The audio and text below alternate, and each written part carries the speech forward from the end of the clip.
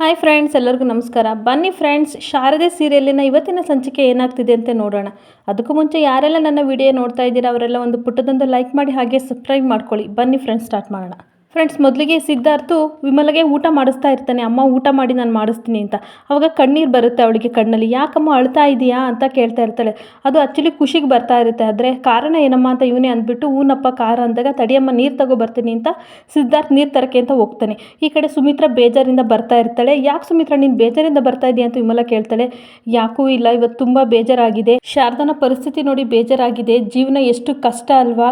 ನಮ್ಮ ಜ್ಯೋತಿಕ ಎಷ್ಟು ಸುಖವಾಗಿ ಇದ್ದಾಳೆ, ಆದರೆ ಶಾರದ ಯಾವ ಥರ ಇದ್ದಾಳೆ. ಜ್ಯೋತಿಕಗೆ ಬಿಸಿಲೇ ಗೊತ್ತಿಲ್ಲ, ಆದರೆ ಶಾರದಗೆ ನೆರಳನೇ ಗೊತ್ತಿಲ್ಲ. ಜೀವನ ಎಷ್ಟು ಇದೆ ಅಲ್ವಾ ಅಂತ ಹೇಳ್ತಾ ಇರ್ತಾಳೆ.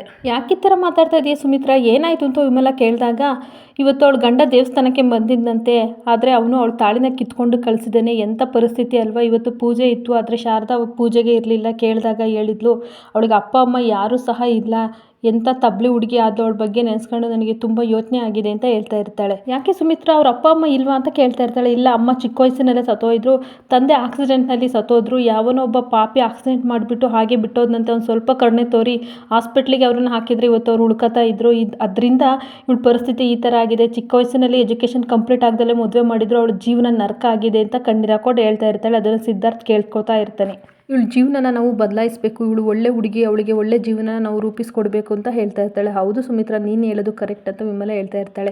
ಅವಳು ಗಂಡ ಸರಿಯಾಗಿದ್ದರೆ ಅವಳ ಜೀವನ ಸರಿಯಾಗ್ತಿತ್ತು ಅಂತ ವಿಮಲ ಹೇಳಿದಾಗ ಸುಮಿತ್ರಾ ಹೇಳ್ತಾಳೆ, ಸಮುದ್ರಕ್ಕೆ ಎಷ್ಟೇ ಸಕ್ಕರೆ ಹಾಕಿದ್ರು ಸಹ ಅದ್ರ ಗುಣನ ಬಿಟ್ಕೊಡುತ್ತಾ, ಅದು ಯಾವತ್ತಿದ್ರೂ ಉಪ್ಪೆ ಅಲ್ವಾ. ಹಾಗೆ ಅವಳು ಗಂಡ ಯಾವತ್ತೂ ಅವನು ಒಳ್ಳೆ ಬುದ್ಧಿ ಕಲಿಯಲ್ಲ, ಅದಕ್ಕೆ ಅವನು ಈ ಥರ ಮಾಡಿದ್ದಾನೆ ಅಂತ ಹೇಳ್ತಾ ಇರ್ತಾಳೆ. ಎಲ್ಲರೂ ಬೇಜಾರು ಮಾಡ್ಕೊಂಡು ಕೂತ್ಕೋತಾರೆ. ಆ ಕಡೆ ಸಿದ್ಧಾರ್ಥು ಸಹ ಬೇಜಾರು ಮಾಡ್ಕೊಂಡು ಯೋಚನೆ ಮಾಡ್ತಾ ಇರ್ತಾನೆ. ಇನ್ನೊಂದು ಕಡೆ ಶಾರದಾ ಅವಳು ಮದುವೆ ಫೋಟೋ ತಗೊಂಡು ಬೈಕೊಂಡು ಈಚೆ ಕಡೆ ಬರ್ತಾಳೆ. ನಿನ್ನಂಥವನಿಂದ ನನ್ನ ಸಂಸಾರನೇ ಹಾಳಾಯಿತು. ಹೆಣ್ಮಗು ಹುಡ್ತು ಅಂತ ನಾನು ನಡಿನೀರಲ್ಲಿ ಕೈ ಬಿಡ್ತೆ, ಇವಾಗ ನನ್ನ ಲೈಫೇ ಹಾಳು ಮಾಡಿದೆ. ನಿನ್ನಂಥವ್ನ ಫೋಟೋ ಇಟ್ಕೊಂಡು ನಾನು ಏನು ಮಾಡಲಿ, ನೀನು ಯಾವತ್ತೂ ನನಗೆ ಬೇಡ ಅಂದ್ಬಿಟ್ಟು ಆ ಫೋಟೋ ಬಿಸಾಕಿ ಬೆಂಕಿ ಹಚ್ಚುತ್ತಾ ಇರ್ತಾಳೆ. ಅದನ್ನು ಸಿದ್ಧಾರ್ಥ್ ನೋಡ್ತಾ ಇರ್ತಾನೆ. ಈ ಕಡೆ ದೀಪು ಅಮ್ಮ ಅಮ್ಮ ಅಂತ ಕೂತ್ಕೊಂಡು ಬರ್ತಾ ಇರ್ತಾಳೆ. ಅಮ್ಮ ಏನು ಮಾಡ್ತಿದ್ದೀಯಮ್ಮ ಅಂತ ಕೇಳಿದಾಗ, ಬೆಂಕಿ ಹಚ್ತಾ ಇದ್ದೀನಿ ಪಾಪ ಕಸಕ್ಕೆ ಪುಟ್ಟ ಅಂತ ಹೇಳ್ತಾ ಇರ್ತಾಳೆ. ಅದಕ್ಕೆ ಯಾಕಮ್ಮ, ನೆನ್ನೆನೇ ಕಸ ವಿಂಗಡಿಸಿ ಕೊಟ್ಟನಲ್ಲಮ್ಮ, ಮತ್ತೆ ಇನ್ನೆಲ್ಲಿ ಕಸ ಇತ್ತು ಅಂತ ಪಾಪು ಹೇಳ್ತಾ ಇರ್ತಾಳೆ.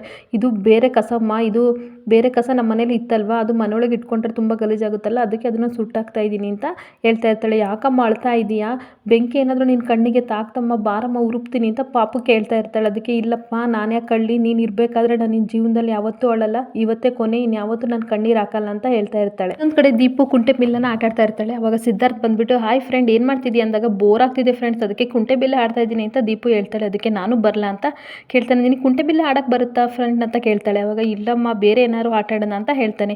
ಅವಾಗ ಸರಿ ಫ್ರೆಂಡ್, ನಾವು ಕಣ್ಣ ಮುಚ್ಚಲ್ಲೇ ಆಡೋಣ ಇರು, ಬಟ್ಟೆ ತಗೊಬರ್ತೀನಿ ಅಂತ ಕಟ್ಬಿಟ್ಟು ಓಡಿಸ್ತಾ ಇರ್ತಾರೆ. ಎಲ್ಲ ಕಡೆ ಓಡ್ತಾ ಇರ್ತಾನೆ. ಅವಾಗ ಶಾರದೆ ಬಂದುಬಿಟ್ಟು ದೀಪನ ಇಟ್ಕೊಳ್ಳೋಕೆ ಅಂತ ಹೋಗ್ತಾಳೆ. ಮಿಸ್ ಆಗಿ ಸಿದ್ಧಾರ್ಥು ಶಾರದೆ ಮೇಲೆ ಬಿದ್ದುಬಿಡ್ತಾನೆ.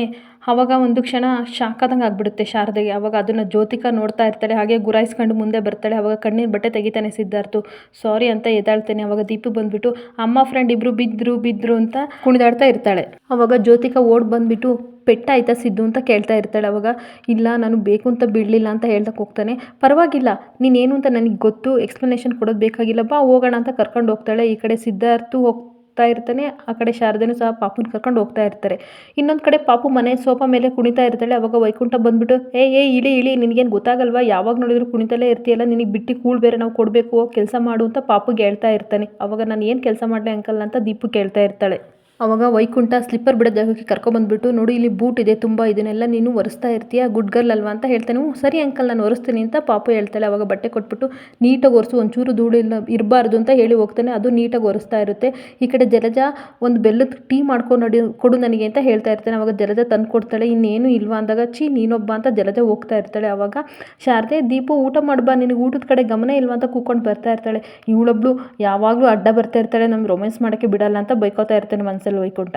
ಮತ್ತೆ ಶಾರದೆ ದೀಪು ಅಂತ ಬರ್ತಾಳೆ. ಇಲ್ಲೇ ಇದ್ದೀನಿ ಬಾರಮ್ಮ ಅಂತ ದೀಪು ಹೇಳ್ತಾ ಇರ್ತಾಳೆ. ಆಗ ಹೊರಗಡೆ ಬರ್ತಾಳೆ. ನೋಡಿ ಒಂದು ಕ್ಷಣ ಶಾಕ್ ಆಗ್ತಾಳೆ, ನನ್ನ ಮಗಳು ಈ ಕೆಲಸ ಮಾಡ್ತಾ ಇದ್ದಾಳಲ್ಲ ಅಂತ.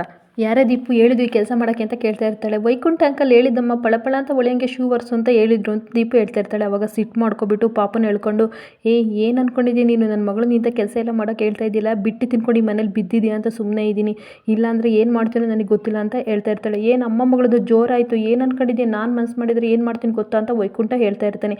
ಏನೋ ಮಾಡ್ತೀನಿ ನೀನು, ಈ ಮಾನ ಮರ್ಯಾದೆ ಹೋಗ್ಬಾರ್ದು, ಈ ಮನೆದು ಅಂತ ಸುಮ್ಮನಿದ್ದೀನಿ, ಇಲ್ಲ ಅಂದರೆ ನಿನಗೆ ವೈಕುಂಠಕ್ಕೆ ಕಳಿಸ್ಬಿಡ್ತೀನಿ ಅಂತ ಬೈತಾ ಇರ್ತಾಳೆ. ಇನ್ನೊಂದು ಸಲ ಏನಾದರೂ ನನ್ನ ಮಗಳಿಗೆ ತೊಂದರೆ ಕೊಟ್ಟಂತೆ ಒರೆಸ್ದಾಗ ಕೊಟ್ಟಿದ್ದೆಲ್ಲ ಅದನ್ನೇ ತಾಂಡು ಹಿಡ್ಕೊಂಡು ಹೊಡಿತೀನಿ ಅಂತ ಹೇಳ್ತಾಳೆ. ಬಾ ದೀಪು ಹೋಗೋಣ ಅಂತ ಶಾರದಾ ಹೋಗ್ತಾಳೆ. ಈ ಕಡೆ ವೈಕುಂಠ ಕೋಪ ಮಾಡಿಕೊಂಡು ಸಿಟ್ಟು ಮಾಡಿಕೊಂಡು ಅವರೇ ಅಂತ ಓಡ್ ಬರ್ತಾನೆ. ಏನಾಯಿತು ಅಂತ ಪಾರಿಜಾತ ಕೇಳ್ತಾಳೆ. ಅವರೇ ನೀವೇನು ಮಾಡ್ತೀರೋ ನನಗೆ ಗೊತ್ತಿಲ್ಲ, ಶಾರದಾನ ಮನೆ ಬಿಟ್ಟು ಈಗಿಂದಲಿಗೆ ಓಡಿಸಿ, ಇಲ್ಲ ಅಂತಂದರೆ ನಮ್ಮ ಎದೆ ಮೇಲೆ ಚಪ್ಪಲಿಕಲ್ಲಿ ಎಳಿತಾಳೆ. ಅವಳು ಸರಿ ಇಲ್ಲ, ನನ್ನನ್ನೇ ಬೈತಾಳೆ, ನನ್ನನ್ನೇ ಪೊಲೀಸ್ನವ್ರಿಗೆ ಇಟ್ಕೊಡ್ತೀನಿ ಅಂತ ಹೇಳ್ತಾಳೆ. ಅವಳು ಏನಾದ್ರು ಮಾಡಿಸಿ ಓಡಿಸಿ ಅಂತ ಹೇಳ್ತಾ ಇರ್ತಾನೆ. ಹ್ಞೂ ಕಣೋ, ನೀನು ಹೇಳಿದ್ದು ಕರೆಕ್ಟು, ಇಲ್ಲಾಂದರೆ ಅವಳು ನಮಗೆ ಗುಂಡಿ ತೋಡಿ ಮಣ್ಣು ಮಾಡಿಬಿಡ್ತಾಳೆ. ನಮ್ಮನ್ನು ಮನೆಯವರೆಲ್ಲರೂ ಸಹ ಅವಳಿಗೆ ಸಪೋರ್ಟ್ ಮಾಡ್ತಾಯಿದ್ರೆ, ಅದಕ್ಕೆ ಅವಳಿಗೆ ಕೊಬ್ಬು ಜಾಸ್ತಿ ಅಂತ ಹೇಳ್ತಾ ಇರ್ತಾಳೆ. ಇಲ್ಲಿಗೆ ಈ ವಿಡಿಯೋ ಮುಕ್ತಾಯವಾಗುತ್ತದೆ. ಈ ವಿಡಿಯೋ ಇಷ್ಟ ಆದರೆ ಪುಟ್ಟದೊಂದು ಲೈಕ್ ಮಾಡಿ, ಹಾಗೆ ಸಬ್ಸ್ಕ್ರೈಬ್ ಮಾಡ್ಕೊಳ್ಳಿ ಫ್ರೆಂಡ್ಸ್. Thank you.